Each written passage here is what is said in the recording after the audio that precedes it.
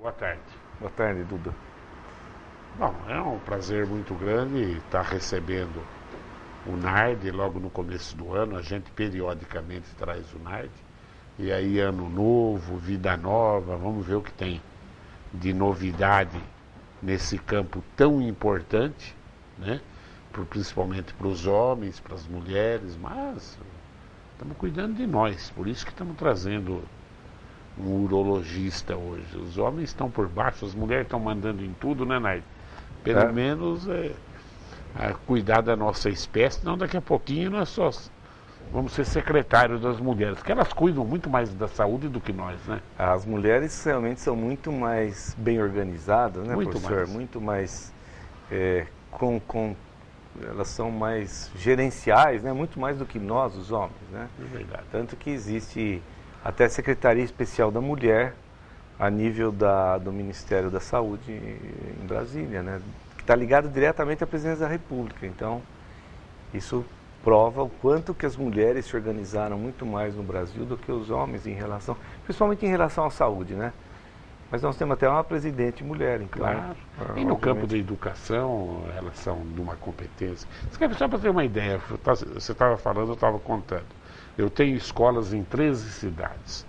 Em 9 são mulheres São as mulheres diretoras, diretoras. e 4 homens. E não é por acaso, Eu acho que não, isso viu? é importante para o homem analisar Claro, e ver claro. realmente que ele.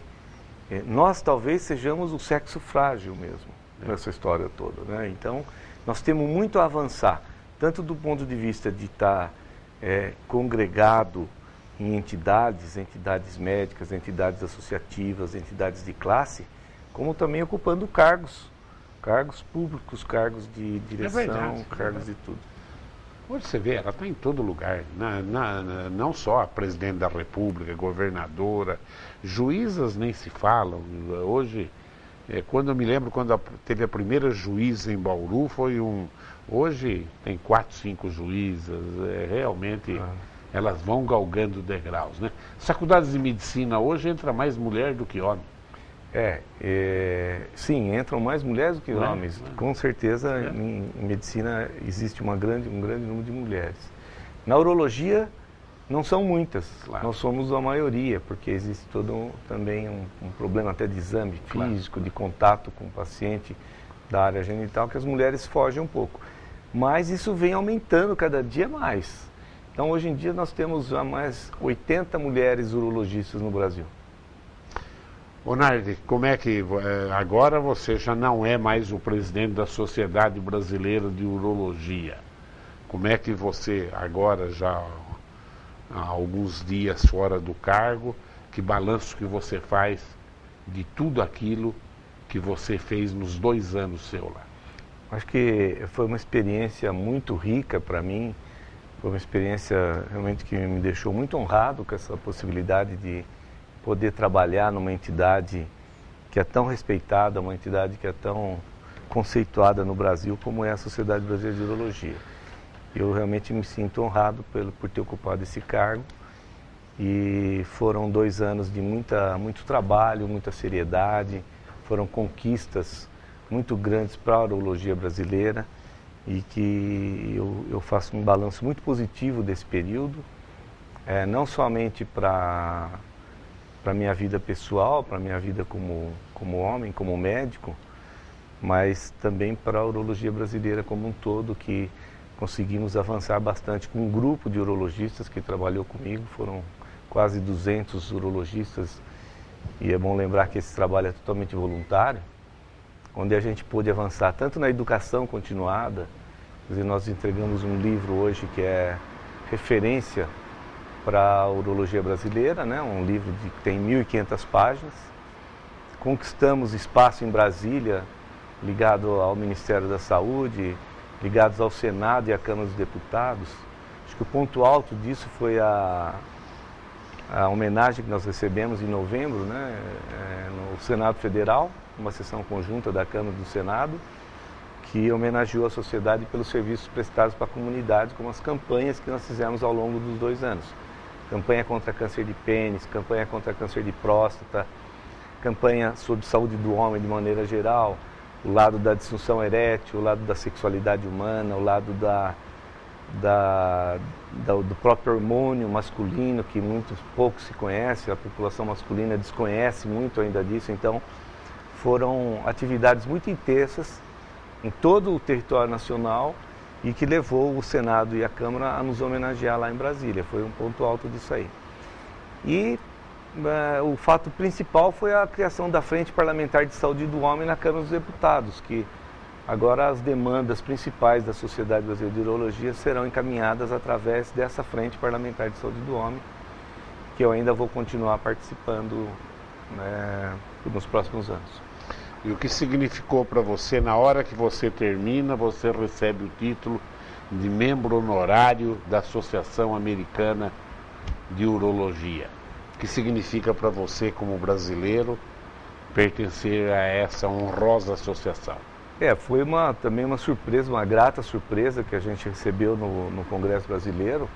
A Associação Americana de Urologia ela tem 120 anos e ela entregou eu fui o 106º a receber esse título, então realmente para me sentir honrado mesmo. Isso se deveu também ao trabalho que a gente fez nesses 2 anos de parceria com essa entidade, né? Nós unimos mais as duas entidades, os americanos têm muito interesse hoje, no Brasil parece que é a bola da vez mesmo. Nós aprofundamos as relações de intercâmbio, favorecemos brasileiros a irem para os Estados Unidos, médicos urologistas irem para os Estados Unidos, médicos americanos irem para cá. Então esses projetos eles conquistaram uma solidez muito forte e os americanos ficaram muito impressionados com o trabalho que a gente desenvolve aqui no Brasil também. Tanto que a diretoria, toda a cúpula da diretoria veio para o nosso Congresso Brasileiro, que foi em Natal. Então muito nos honrou isso aí, Duda, porque enfim, é um reconhecimento pelo trabalho que nós fizemos durante esses 2 anos frente à sociedade. Rapidamente, só eu lembrei agora, na última vez que você esteve aqui, marcou isso na minha cabeça, quando você falou que, escuta você aí que não tem higiene, né? O câncer de pênis está ligado diretamente à falta de higiene. Então, exatamente, quer dizer, o câncer de pênis é uma doença lamentável, né? Uma doença que não deveria existir, porque ela está ligada à má conscientização das pessoas, à falta de educação das pessoas. E na realidade essas pessoas elas não têm culpa disso. A culpa é nossa, né, Duda? A culpa é nossa da comunidade em geral, nós médicos, nós educadores, nós enquanto pais e mães também, que não soubemos educar as crianças, educar os filhos quanto à higiene genital. E infelizmente no Brasil, na região norte e nordeste, nós temos áreas que têm mais câncer de pênis do que câncer de próstata. Que absurdo. Tem mais câncer de pênis em algumas regiões do Brasil do que tem no Egito, do que tem na Índia, do que tem na África subsaariana, não é? Com populações de risco muito maiores do que as nossas. Então realmente o Estado brasileiro tem o dever de tentar liquidar com essa doença em 20 anos. É a nossa proposta. Nós lançamos uma proposta para acabar, para erradicar essa doença nos próximos 20 anos. Então, tem país que erradicou? Tem país que erradicou. Israel, por exemplo, não existe câncer de pênis, porque lá tem uma facilidade, porque por causa da religião todo mundo faz a cirurgia de fimose ao nascer, né? Então não tem aquela criação do esmegma, que é uma secreção que fica no pênis e que ela também é um fator irritante, um fator de risco para câncer de pênis. E o índio, Duda, que fica na água. Então você vê como a limpeza é importante, né? O índio fica na água, não tem câncer de pênis, ele fica muito tempo na água pescando, então acaba fazendo uma limpeza naturalmente, né? Então, fator de risco para câncer de pênis: fimose, ou seja, quando a cabeça do pênis não consegue ser exposta, presença de doença sexualmente transmissível, principalmente o papilomavírus humano, o HPV, que hoje é uma pandemia aí no mundo todo. Existe um número muito grande de pacientes que têm HPV, e o HPV, número 16 e o número 18, estão ligados tanto ao câncer de útero quanto ao câncer de pênis também. Essa vacinação para o HPV é fundamental, Fundamental. né? É uma o homem pena deve vacinar também. Lógico, o homem deve vacinar. Porque ele é transmissor, né? A vacina quadrivalente para o homem, ela funciona muito bem, isso já está provado. Basta só que a gente também consiga, porque as mulheres agora já têm disponibilidade de tomar vacina pelo SUS, né? O SUS disponibiliza essa vacina aí. E o homem ainda não. E é importante que passa para a família. A mulher tem que tomar a vacina antes dela se iniciar na vida sexual. Sim, o ideal é esse ponto. Esse ponto. Só que nós descobrimos agora também que mesmo aqueles pacientes que tenham HPV, já tiveram HPV, eles também devem tomar vacina, porque o HPV é um vírus de superfície. Ele não cria imunidade nas pessoas, é por isso que é muito grande o número de casos, né? Então não cria imunidade, por isso que a vacina cria imunidade na pessoa. Enquanto se você tiver o vírus, você não está imune a ter uma nova infecção pelo HPV. Entendi. Então os pacientes de grupo de risco, se a gente pudesse, no Norte e Nordeste, vacinar todos os meninos e todas as meninas, isso seria excelente. Se a gente pudesse operar todos os pacientes que tenham fimose no Brasil, também seria excelente. Seria fatores que a gente pode, inclusive, fazer novas demandas a nível do Ministério da Saúde por uma maior aproximação das campanhas que a Sociedade Brasileira de Urologia faz com a própria ação do Ministério da Saúde. Eu acho que isso vai acontecer em breve. Muito bom. Me ocorreu na cabeça agora, vamos ver se você já ouviu falar isso. Quando eu estive no Amazonas uma vez, no Rio Amazonas, me contaram lá, diz que o cara entra na água sem o maiô, sem os shorts, tem um peixinho pequenininho que entra no canal da urina e o cara tem que cortar o pênis. Tem, se alguém quiser ter curiosidade, tem no YouTube um vídeo tem no desse. YouTube? Não cortar o pênis, mas eu vou tem uma cirurgia lá que você... Esse é um peixinho, o nome? Eu não lembro o nome, mas é um peixinho, ele é muito pequenininho e quando o paciente urina, ele atrai o peixe. Então o homem urina no rio, atrai esse peixe, se ele for muito pequenininho, ele entra pela uretra e cresce lá na uretra. O paciente não sabe o que está acontecendo, começa a ter coceira, tudo mais, até ir ao médico. E você vê, eu tenho um amigo nosso que operou, pro Dr. Anuar, do Amazonas.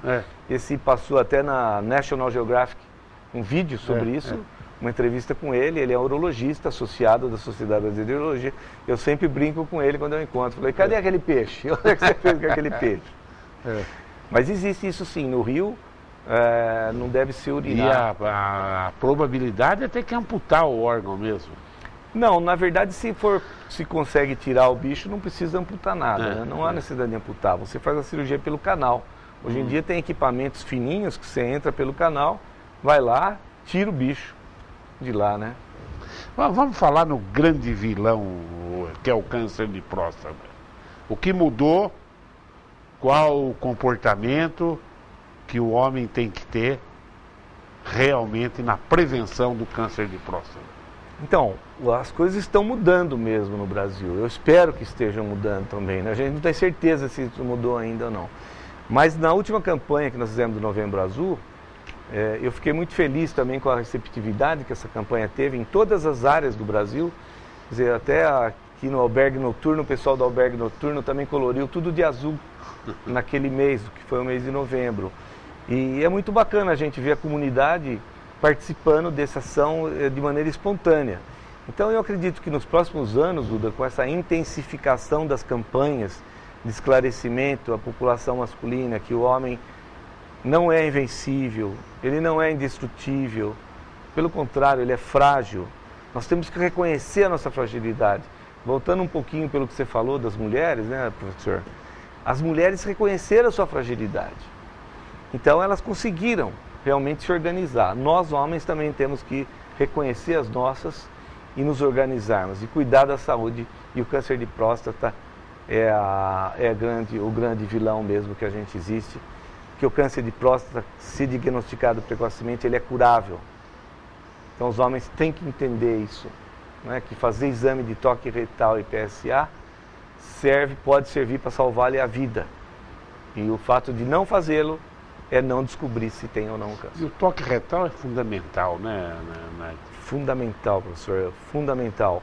O toque, ele consegue descobrir o volume que tem a próstata, a presença de nódulos endurecidos ou não, a presença de sulcos que normalmente a gente tem durante no volume normal da próstata.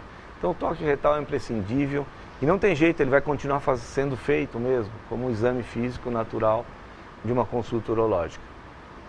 Eu achei gozado de você, uma vez que você veio aqui, você falou as 3 coisas que não param de crescer no homem. A próstata, a orelha e o nariz. Exatamente. A orelha, o nariz e a próstata. Elas continuam, o resto tudo no homem diminui. A hora diminui. que eu fiquei moço, eu falei, graças a Deus o meu nariz agora vai crescer. Vai crescer, professor. Gozar. E só esses 3 mesmo que não crescem ou tem? São só 3 mesmo. O resto tudo diminui. A gente vai diminuindo depois dos 30 anos de idade, né? A gente vai começar a diminuir, né?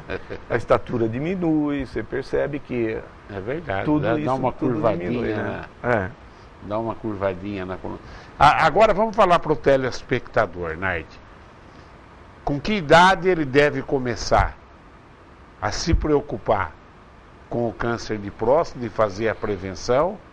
De que idade a que idade hoje se recomenda? Então, é muito importante a sua pergunta, porque houve mudanças no final do ano passado, nós fizemos novas recomendações e nós aumentamos um pouquinho, facilitamos um pouquinho a vida dos homens aqui, porque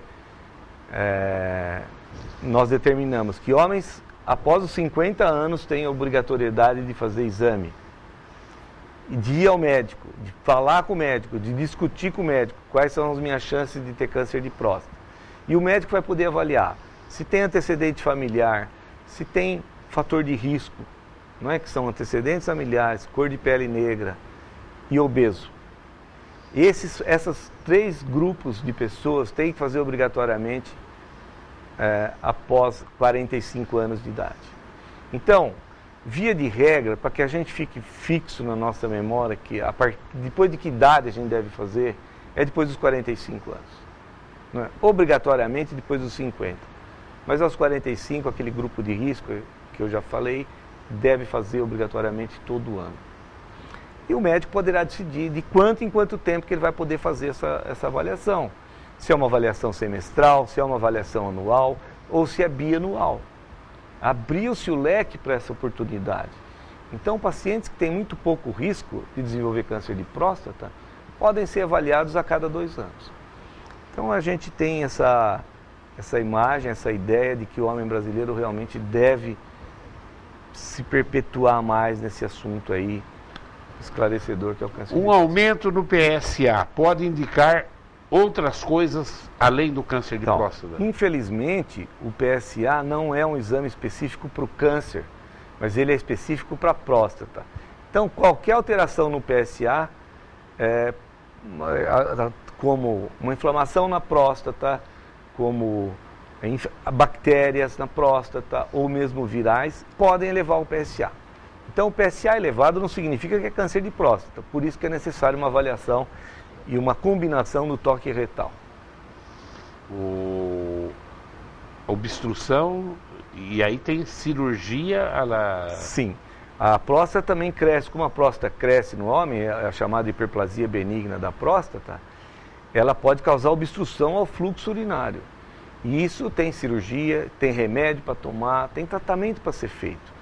Então o homem não deve ficar com receio nem com medo de procurar o seu urologista, porque com certeza vai ter um tratamento eficaz para ele, dependendo do que é. O Pedro Valentim pergunta para você: doutor, matéria divulgada pela Folha de São Paulo no caderno de ciência citou que o novo exame não invasivo da próstata vai evitar a biópsia desnecessária. Inclusive será apresentado no Congresso Brasileiro de Urologia, que estará acontecendo entre dezembro e janeiro. O que é esse novo exame? O toque pode acabar? Tá bom, primeiro eu vou começar pela última resposta. O toque nunca acabará, porque o toque é como se fosse examinar a orelha, o nariz, a boca, né? Ouvir o coração, palpar a barriga do paciente. Então, a próstata ela fica próxima do ânus, muito colada ao reto, e o toque então é um exame, faz parte do exame físico do urologista. Então isso não tem chance alguma de acabar. Os exames, existem várias técnicas sendo utilizadas aí, sendo divulgadas no mundo científico em relação a novos exames para complementar o diagnóstico do câncer de próstata. Tem vários exames, porém, nenhum deles até hoje, Pedro, infelizmente, ele consegue fazer diagnóstico mais acurado do que o toque e o PSA juntos. Quando você põe o toque e o PSA juntos, não tem nenhum outro exame, mesmo os mais modernos, os mais sofisticados e os mais caros, não conseguem aumentar a chance ou a oportunidade de fazer o exame da biópsia de próstata. Não adianta ficar com medo não, viu, Pedro? Você já querendo fugir do exame. Já... Não, infelizmente você vai ter que fazer o exame. O Reginaldo da Vila São Paulo. Boa tarde, professor e doutor Nardi. Se o programa Mais Médicos do governo realmente tivesse a finalidade de oferecer melhor atendimento médico para a população, esse programa não deveria ser feito começando com um investimento na educação, mais faculdades de medicina e fazer um trabalho de prevenção? Mas infelizmente o governo está preocupado mesmo com votos na eleição. Como o senhor vê este programa fajuto do governo federal? Então, é bom salientar que nenhuma entidade médica, nenhum médico é contra a vinda de médicos estrangeiros para trabalhar no Brasil. Nunca ninguém falou nada, nenhuma associação médica, nenhuma entidade de classe falou contra os médicos cubanos que vêm para cá.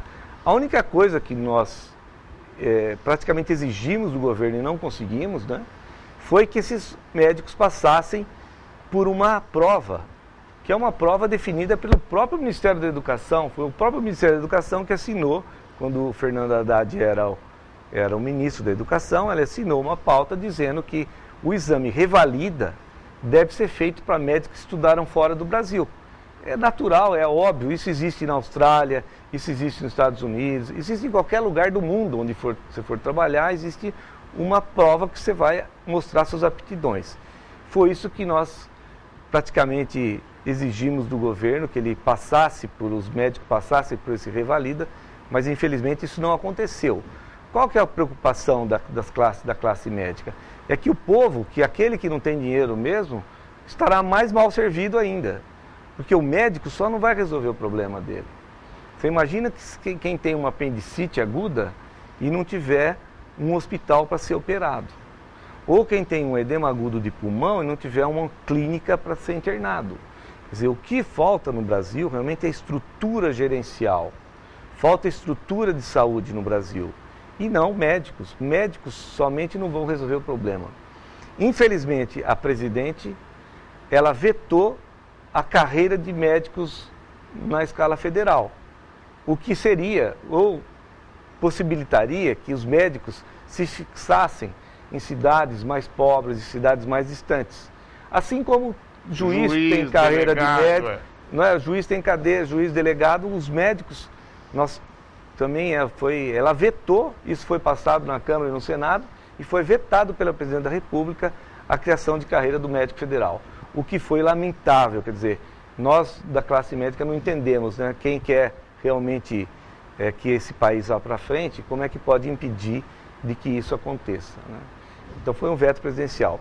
Nós esperamos que as coisas não sejam ruins nesse programa, nós esperamos que não aconteça nenhuma mal para a sociedade brasileira, para as pessoas carentes, para as pessoas que necessitam desse atendimento, não é? Mas a gente também espera que o Estado brasileiro resolva investir realmente na infraestrutura da medicina do país. E na melhoria do SUS. Eu já disse aqui várias vezes, Duda, o SUS é maravilhoso, o SUS é um espetáculo, só que nós precisamos de investimento, financiamento do SUS e tratar as coisas de maneira correta e não pensar no ponto de vista eleitoreiro, num programa totalmente eleitoreiro, como você mesmo já falou.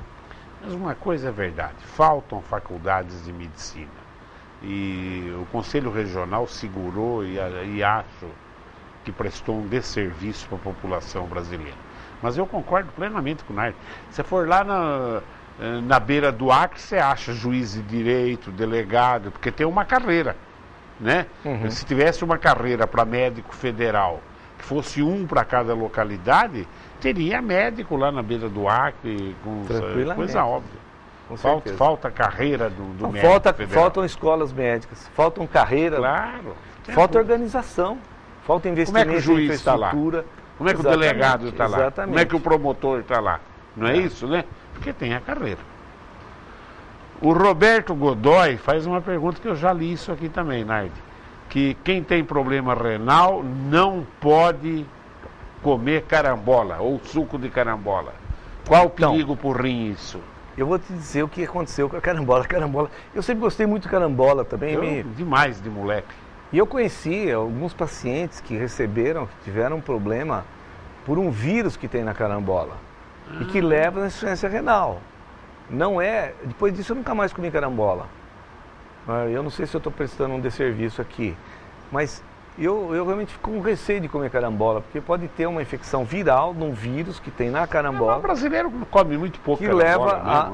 Que leva à insuficiência renal. Mas isso pode acontecer, sim. Pode, né? Pode acontecer. Em Ribeirão Preto teve óbitos por causa disso. O Cícero Aparecido Simões, lá de Presidente Alves, né? Inclusive ele trabalha na rádio lá, acho que é Rádio Criança, Cícero. Eu sei que tem uma audiência tremenda, tem uma FM lá em Presidente Alves, viu? Lá é a terra onde nasceram 2 filhos meus, nasceram lá em Peardes. Eu morei lá, dava aula em Pirajuí, Presidente Alves, Bauru, e o Cícero, alguns anos morou comigo, era molequinho, eu fui um padrasto adotivo dele, e é meu amigo até hoje, uma pessoa maravilhosa, que superou todas as dificuldades na vida, viu? Bom. O Cícero é um exemplo de que quando a pessoa quer, ela passa por tudo quanto é obstáculo na vida. Um dia eu vou trazer o Cícero aqui e vou entrevistar para ele contar a vida dele. Ele quer saber o seguinte, acho que ele quer saber qual é a idade correta para se passar por um urologista. Então, 45 anos é a idade para se avaliar a próstata. Após os 40 anos de idade, o homem passa a ter alguns problemas e que deve fazer uma consulta urológica. Por exemplo, o nível de hormônios masculinos começa a diminuir depois dos 30 anos. Então, depois dos 40 anos, o homem pode ter sintoma.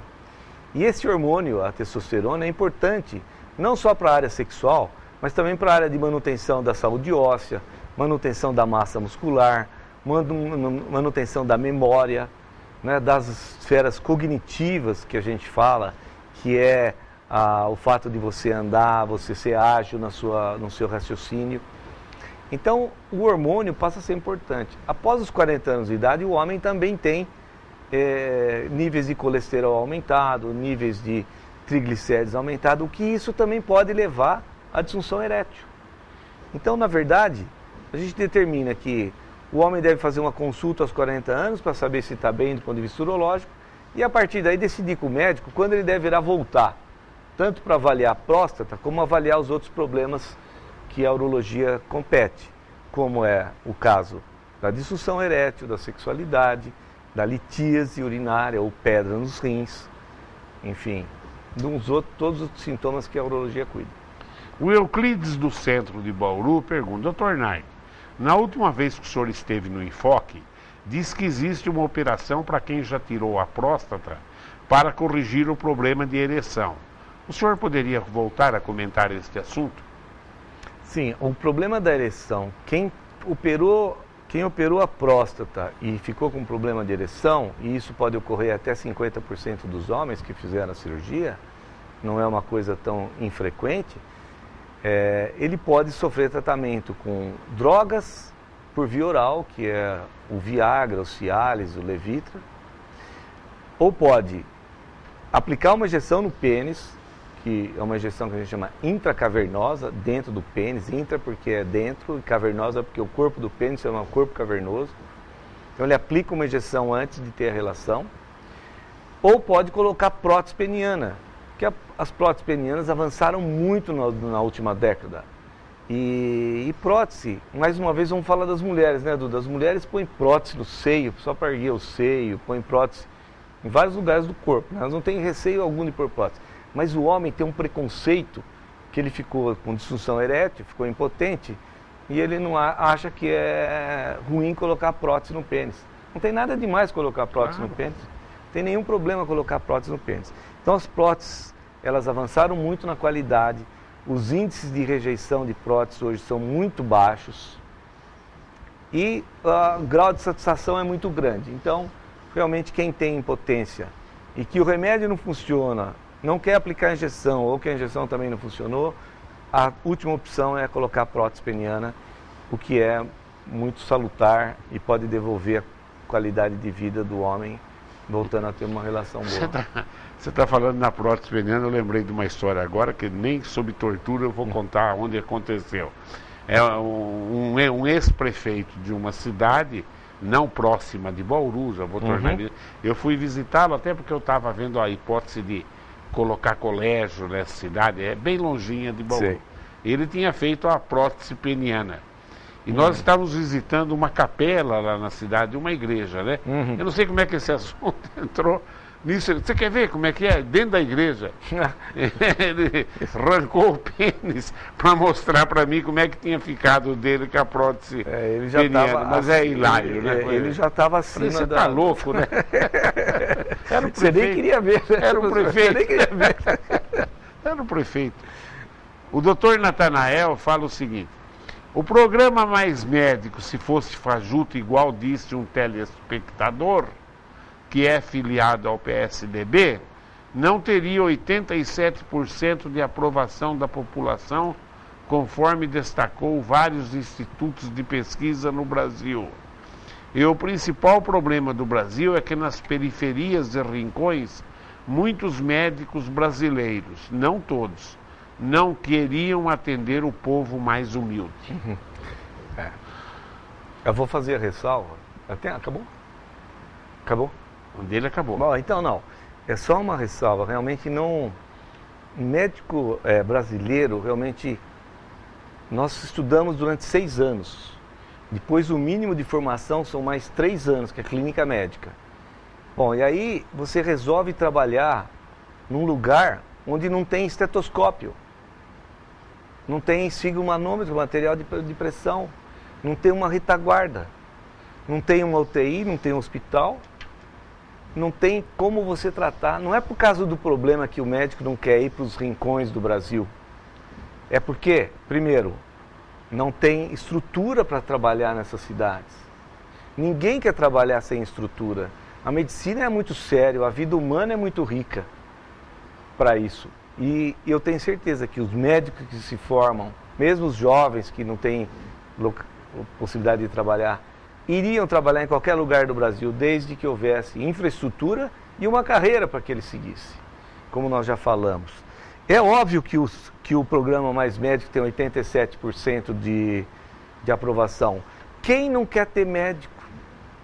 Quem não quer ter mais médicos? Todos nós, seres humanos, queremos ter um médico por perto. Claro.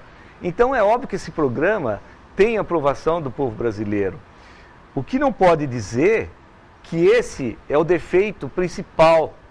Isso não, infelizmente, o programa Mais Médicos não vai resolver o problema da estrutura da saúde no Brasil. Não é? Aqui, como vier um médico cubano para trabalhar em Agudos, esse médico vai ter bom sucesso, porque em Agudos tem uma retaguarda, não é? Tem um hospital, tem amparo da prefeitura. E nessas cidades onde não existe isso? Quem que é o médico que vai trabalhar lá?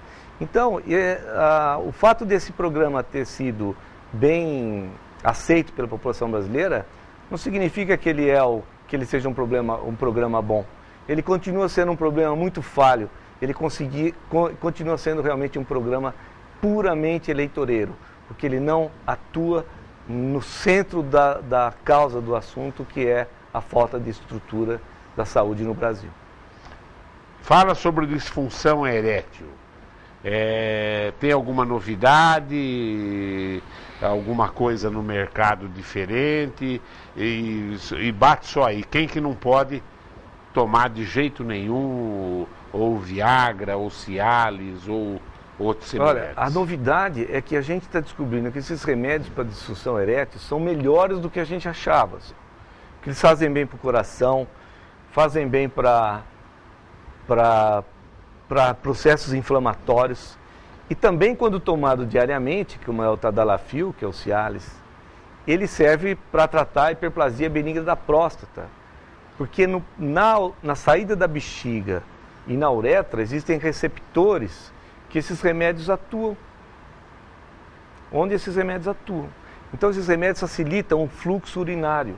Pessoas que têm dificuldade para urinar podem ser tratadas hoje com esse remédio. E aí no caso, a ereção passa a ser um fenômeno colateral, né? E um efeito colateral muito bom, né? Eu estou tomando um remédio para a próstata, cujo efeito colateral é melhorar a minha ereção. Assim que eles foram descobertos mesmo, Exato. né? Eles foram descobertos por causa para tratar angina. Né? E, só que quando o remédio viu que não era suficiente para tratar a angina, não era uma boa droga para usar contra a angina, eles pediram para recolher o remédio. E os homens não quiseram dar, enquanto as mulheres devolveram os remédios. E aí foram ver por que os homens não queriam devolver os remédios que eles tinham ganhado. É porque tinha melhorado a ereção. E aí começaram a se fazer os estudos. Então, a mudança hoje, Duda, que é o mais atual, é que esses remédios, eles fazem muito bem para a saúde, e talvez a gente já sabe que serve para hipertensão pulmonar, serve para tratar próstata, hiperplasia de próstata, são duas novas avanços que esses remédios causaram aí na... E quem não pode tomar, Nard? Quem não pode tomar, quem toma nitrito ou nitrato. Nitrito ou nitrato? Aí eu vou falar o nome, Isordil, Sustrate, não pode tomar esse remédio. E quem não tem condições físicas, clínicas, para ter uma ereção. Porque durante uma relação sexual nós gastamos em torno de 30 metros de energia. Gasta-se a mesma energia que você gasta subindo 2 lances de escadas, né? Ou 2 andares. Né? Então, quem quiser fazer um teste, suba 2 andares num prédio. Se subir, chegar lá, não tiver ofegante e não tiver com nenhuma tontura ou nenhum outro sintoma, então você tem energia suficiente para você ter a relação sexual. Então, muito cuidado, né? Os homens que não têm clinicamente, que têm doenças cardíacas avançadas, que não têm muita reserva de energia no organismo, né? Para não ter relação sexual, mesmo que usou Viagra, ou Cialis ou Levitra. A última pergunta. O Júnior do Geisel pergunta: meu médico urologista me passou um pedido de exame para varicocele, mas o meu plano de saúde não cobre. Gostaria de saber se existe mais de um tipo de exame para identificar esta doença. Na varicocele significa veias dilatadas no cordão espermático que vai até o testículo. É igual a mulher tem varizes nas pernas, você tem varizes no cordão espermático, né, que é o órgão que leva o sangue e traz o sangue do testículo. O diagnóstico de varicocele é eminentemente clínico. O paciente é examinado pelo médico, não é? Numa temperatura ambiente, e o médico é capaz de fazer o diagnóstico. Salvo algumas exceções, né, porque em medicina não existe a regra absoluta, nós precisamos lançar mão de exames complementares, como o Doppler com ultrassom com Doppler. Né? Ou quando o médico suspeita de que há alguma outra lesão associada, seja no próprio testículo ou no epidídimo. Então, o exame complementar para varicocele, ele é uma exceção. Agora, o plano de saúde, desde que o médico solicitou o exame, é porque ele está querendo ver alguma análise ou ele está em dúvida em relação ao diagnóstico. Então, se ele solicitou o exame, o plano de saúde tem que obrigatoriamente fazer o exame. Claro. Não existe isso. É só você reclamar à Agência Nacional de Saúde, que tem um site deles vai especial. No Procon, né? Na Agência Nacional de Saúde resolve esse assunto. Absurdo. ans.gov.br. Como é que é? ans.gov.br. ans.gov.br. É facilmente aceitável, o plano de saúde realmente vai ter que cobrir esse exame, sim, não tem problema nenhum. Dr. Nard, mais alguma coisa? Não, eu queria te agradecer muito aqui a oportunidade de vir aqui. Você sabe que quanto a gente se sente muito em casa aqui né? Já que eu conheço o professor aqui desde os meus 13 anos de idade, então eu fico muito lisonjeado de estar aqui e só acho que a gente tem que realmente continuar buscando a melhoria para o povo brasileiro, né? Sem subterfúgios, mas e a participação de todas, a coletividade é muito importante nisso, né? Na melhoria da estrutura de saúde do Brasil. Então eu acho muito bom que que haja telespectadores preocupados com o programa Mais Médicos, com isso, com aquilo, com o que está acontecendo, e que os homens também têm que se organizar, assim como as mulheres se organizaram. São muito mais organizadas, entendo. Com certeza. Nardi, obrigado pela presença. Eu que agradeço. Bom, tá aí, estamos começando bem o ano, já fazendo essa prevenção masculina aí. O Nardi é um cavalheiro, toda vez que a gente chama, ele vem por mais corrido que ele esteja. Só uma última coisa, nessas estatísticas de fim de ano, como ontem à noite morreu um bauruense aí de acidente de moto, que absurdo. Lá no Nordeste, o índice de acidente de moto é maior do que no resto do país, porque lá diz que tem uma lei que fala que não pode usar capacete. É um verdadeiro absurdo. E eu vi um dado, cada 20 minutos em Aracaju tem um atendimento hospitalar por causa de acidente de moto. Olha que absurdo. Exatamente. Aracaju é uma cidadezinha porcaria, né? Cada 20 minutos. É impressionante a quantidade de homens que morrem, e são homens jovens da idade produtiva. Tudo jovem. Tudo jovem na idade produtiva. Então é um outro alerta. Tem uma estatística do governo que diz o seguinte, que cai um Boeing a cada 2 dias cheio de homens no Brasil. Então veja bem, quando cai um Boeing, nós todos nos assustamos, né? Muito com isso. Infelizmente isso está acontecendo nas estradas brasileiras, dentro das cidades também. O de moto está demais, né? O de moto também está demais, né? É somente muito mais acidente de moto da hoje falta que de carro. capacete, do uso indiscriminado e do uso de bebida alcoólica junto com álcool. É um verdadeiro absurdo. Eu tinha vindo para a TV agora, 2 motos me podaram, uma por cada lado. Exatamente, assim mesmo. Na mesma hora. Claro que o motorista tem que respeitar o motoqueiro, mas existe um exagero pela facilidade da moto andar na cidade. Muito obrigado. Continue ligado aí nos horários alternativos da TV Prevê. E não se esqueça, vamos trabalhar que se vier crise nós vamos derrotar essa crise de pontapé, né, Nair? Com certeza. Tchau.